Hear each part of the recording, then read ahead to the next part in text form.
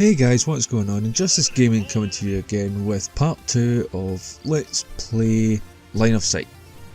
Line of Sight, like I said in the previous video, free to play game, and during this game we're going to be talking about the layout of the game, mechanics, graphics, etc, etc.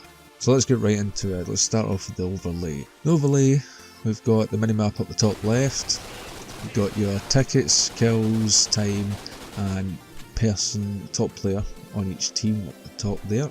Top right we have our kill confirmed section, you can confirm headshots, grenade kills, etc. That's just your basic kill chat. Down the bottom right here we've got the health and bar system with your abilities and your ammo. On the left here under the minimap we have the daily missions, and every time you actually complete a section of that it will pop up underneath to let you know you've completed a part of it. You can also hit M on your keyboard and that will show you as well.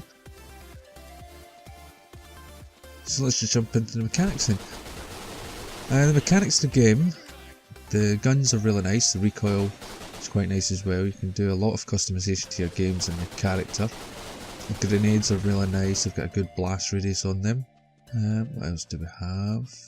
The game, we'll talk about that just yet. The game is, I would say, similar to like Counter-Strike. As you can see, it takes a lot of bullets to the body, especially the legs and arms. But if you hit them in the head, it takes usually 1 to 2 shots, and it's almost an instant death if you headshot. I find this really nice. It makes it feel more realistic, which is really good. So yeah, during this video you'll see all different kinds of things. I just run about the G3, to be fair. It's my favourite weapon of all times. Every single game I play with a first person or a third person shooter, I must have the G36C. I've even actually got one in reality. It's an airsoft weapon, but it's a replica of the G3. I've got the ACOG scope in the game and on the G3 in real life. The ACOG scope is my favourite scope by far. I love the scope. Character's movement speed, as you can see here, is really nice. I feel it's nice and smooth. When you're sprinting, your gun does take a bit of time to come off to get the aim up off the sprint, which, to be fair, doesn't really bother me. Quick scoping the game, guys. If you're a fan of quick scoping, you love to do it. I don't know if this system's good, if it'd be good for you or not. You can let me know in the comment section. What will happen is, if you zoom, it's a toggle zoom, so if you right click you'll zoom in and you'll stay like that, and as soon as you fire the gun automatically comes out of zoom and reloads. I don't know if that's good for quick scoping, guys, so if you think that is good for quick scoping, let me know. Just put it in the comment section. I'll show, if you want me to do a quick scoping video, I'll gladly do it for you guys, but I must warn you, I'm absolutely terrible at it. You'll probably have more laughs at me actually getting my ass fucking handed to me because of terrible quick scoping skills. But that's the whole point in these videos, is to bring entertainment to you guys and some information. You've got your chat system down the left. I don't really chat in the chat system, to be fair. It just takes too much time out your hands when you're trying to kill people. We'll talk about the gun customization now. The gun customization is really nice in this game.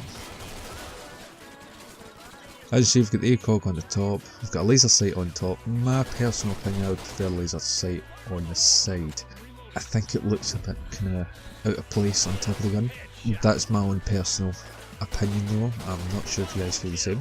The laser sight is really nice. I really like the kind of raycast of it, like the way you can see the dot bounce off the walls nice and bright, and when you move the gun left to right, the laser sight comes all over the place. I love it. You can actually attach a torch onto the side of your weapon as well, so you can have the flashlight and the laser sight on the one weapon. Ultimate blindness. The flashlights in this game are super bright, guys. It's like literally having a flashbang grenade on the tip of your gun. It's insane. This is what I'm going to be basing my YouTube channel off of at the moment, is Line of Sight. I've got a montage up so far, and I'm going to be bringing some more gameplay videos of all different kind of game modes. There's a game mode that I accidentally clicked into one day, and I swear to God, guys, it's fucking awesome. It is it's so good.